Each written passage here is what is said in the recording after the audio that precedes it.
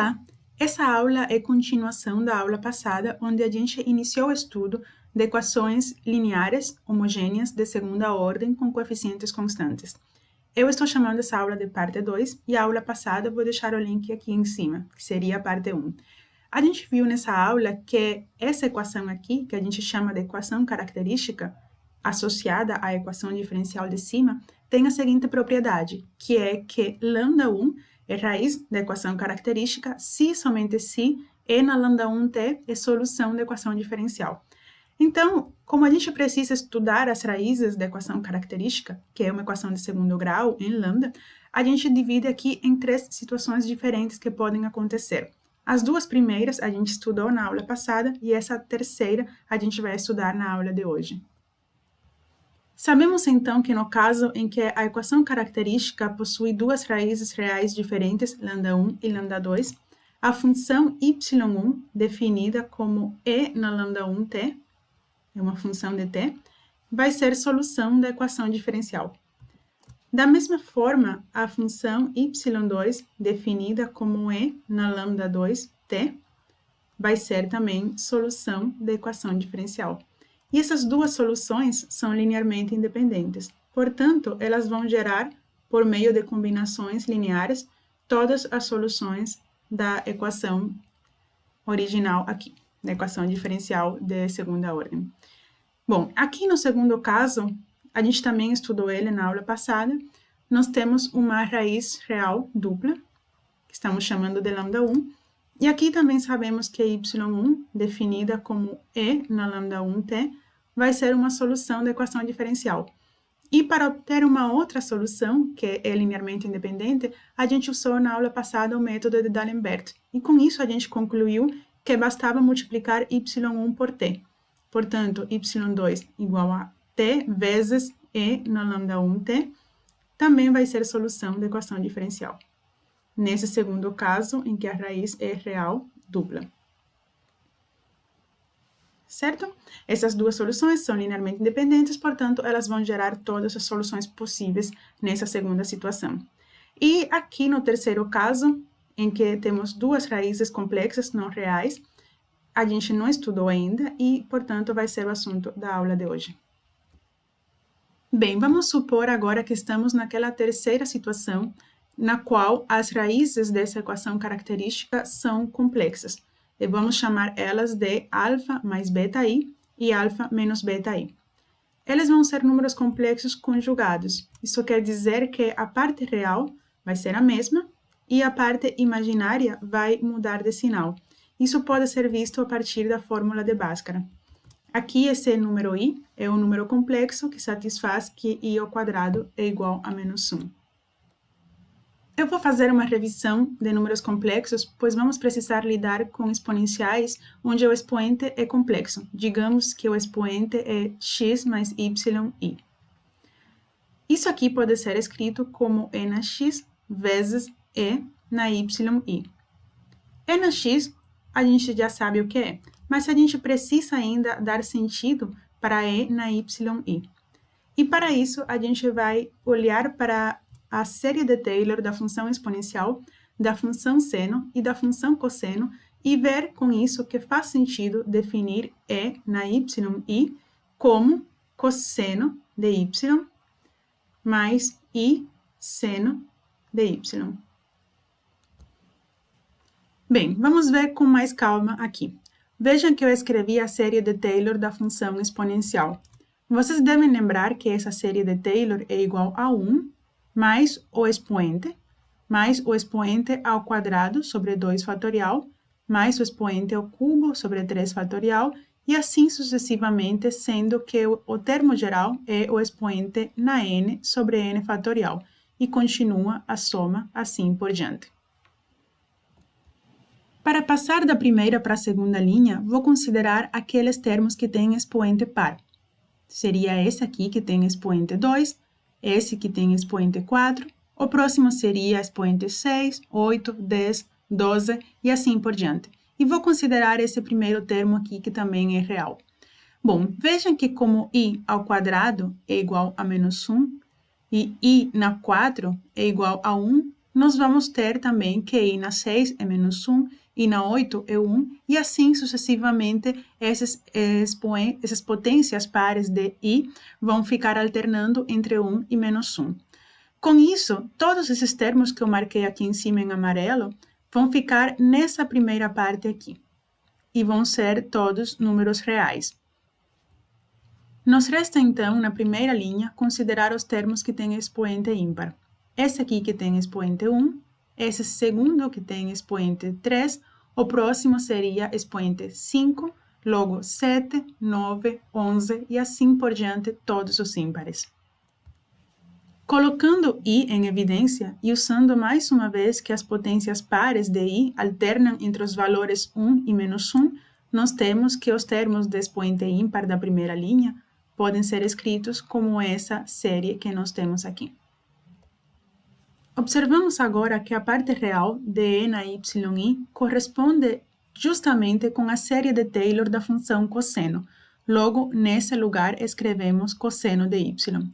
E também veja que a parte imaginária corresponde justamente com a série de Taylor da função seno. Logo, aqui escrevemos também seno de y. Com isso, acabamos de verificar que e na yi é igual a cosseno de y, mais i seno de y, como tínhamos falado anteriormente.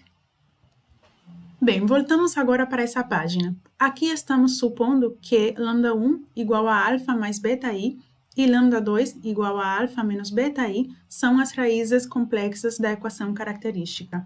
Então, vamos definir, conforme a gente tinha visto antes, como z1 igual a e na lambda1t, sendo uma das soluções da equação diferencial. No lugar de lambda1, vamos escrever alfa mais beta i t. Certo? Então, continuando aqui com essa definição que a gente viu aqui em cima, de exponencial com expoente complexo, vamos escrever aqui e na alfa t vezes e na beta t i. E agora aqui e na beta t i, no lugar de beta t, colocamos y e usamos essa fórmula aqui que a gente acabou de verificar. Então, vamos ter e na alfa t vezes cosseno de beta t mais i vezes seno de beta t. Aqui na segunda linha, definimos a função z2 como e na lambda2t, onde a lambda2 é alfa menos beta-i. Bem, escrevemos então e na alfa t vezes e na menos bti, onde aqui usamos mais uma vez essa fórmula aqui em cima. Bem, usando que o cosseno é uma função par, portanto, o cosseno de menos bt é cosseno de bt, e o seno é uma função ímpar, portanto, seno de menos bt é menos seno de bt, a gente chega a essa expressão aqui embaixo. Bem, acontece que essas duas soluções da equação diferencial que foram encontradas, elas não são soluções reais, e a gente gostaria de poder exibir duas soluções reais. Mas uma coisa que a gente sabe é que combinação linear de soluções sempre é solução, pois a equação aqui é uma equação homogênea. Então, a gente vai considerar duas combinações lineares dessas duas funções aqui que vão nos levar a soluções reais. Primeiramente, vamos definir y1 como z1 mais z2 dividido por 2. Veja que isso aqui representa uma combinação linear de z1 e z2. Bem, vamos ver o que isso significa aqui. Se a gente somar z1 e z2, como aqui temos um sinal positivo e aqui temos um sinal negativo, esses dois termos vão se cancelar. E esse primeiro termo vai ficar multiplicado por 2.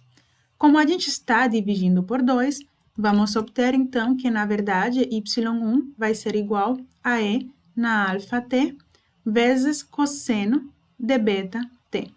E agora sim, y1, definido dessa forma, vai ser uma solução real da equação diferencial. Vamos definir agora então y2 como z1 menos z2 dividido por 2i. Vejam que também isso representa uma combinação linear de z1 e z2. Bem, subtraindo essa expressão de cima menos a expressão de baixo, a gente vai ver que cancela a parte de cosseno de beta t. multiplicado com e na alfa t. E essa outra expressão aqui, junto com e na alfa t, multiplicando, vai estar aparecendo multiplicado por 2.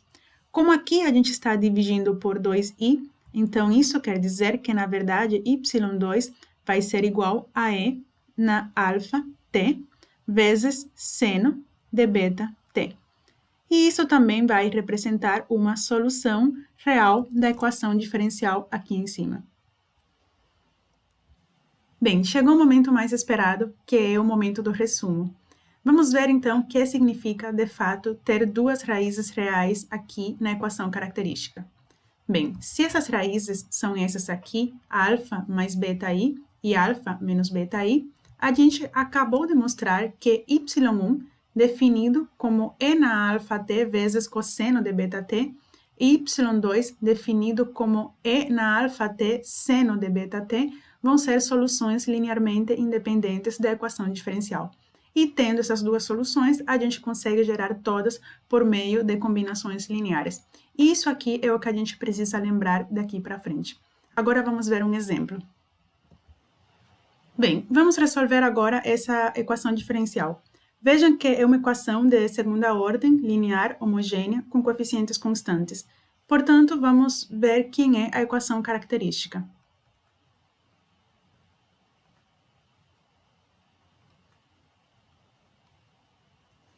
Vejam que ela vai ser igual a lambda ao quadrado, menos 8, lambda, mais 20, igual a 0.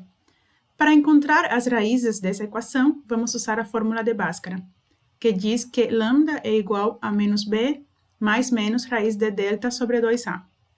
Como b é menos 8, aqui menos b vai ser 8.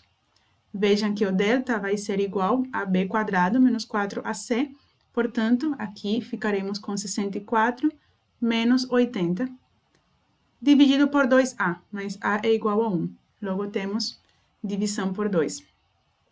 Bem, aqui temos 8 mais menos raiz de menos 16. Isso aqui dividindo por 2. Raiz de 16 é 4, mas como temos um sinal negativo, na verdade, aqui vamos ter 4i. Dividindo por 2 agora, vamos ficar então com 4 mais menos 2i.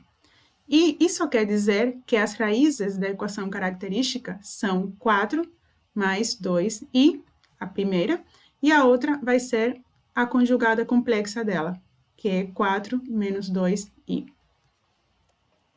Bem, a gente acabou de mostrar agora na página anterior como encontrar duas soluções linearmente independentes da equação diferencial partindo das raízes complexas da equação característica.